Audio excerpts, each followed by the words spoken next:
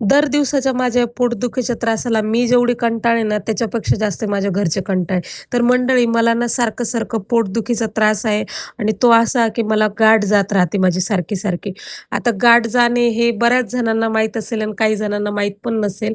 ज्यांना माहिती आहे त्यांना माहिती आहे याचा त्रास किती भयानक राहतो. तर मला हा त्रास खूप वर्षापासून आहे आणि माझे घरचे पण याला खूप कंटाळले. पण काय करणार आहे आता? ज्याचा त्रास त्याला माहिती तर मंडळी त्याच्याच बरोबर माझे 2-3 दिवस झाले बाथरूम धुवून झालं नव्हतं. मी ते वॉशरूम मस्त धुवून घेतलं, स्वच्छ क्लीन केलं एकदम. कारण पाणी आलं ना त्याच वेळेस मी पटकन बाथरूम धुवून घेत असते.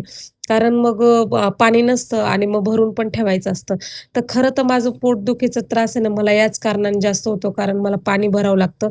भलेही ते म्हणजे टाकीमध्ये आपले मोठे-मोठे टाके असतात त्यामध्ये मला ते ओतावं लागतं पाणी त्यामुळे माझे सारखे-सारखे गाठ जातात. तर मंडळी तुम्हाला काही उपाय जर माहीत असेल घरगुती गाठ जाण्यावरती तर नक्की सांगा. कारण मी खूप त्रस्त झालेले आहे गाठ जाण्याच्या प्रॉब्लेमला आणि कितीतरी दवाखाने केले, पण ते सारखंच डबल-डबल गोळ्या खा आणि वापस 4-8 दिवसांनी तोच त्रास होतो मला.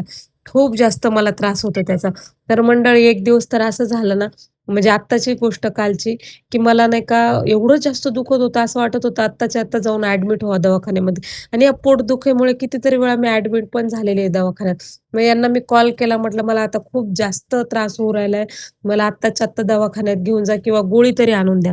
मग त्यांनी कामावरती म्हणजे कामावरनं ब्रेक घेऊन ते आले घरी आणि त्यांनी पहिलं मेडिकलमधून जाऊन मला गोळ्या आणून दिल्या. कारण दुपारचे दवाखाने पण बंद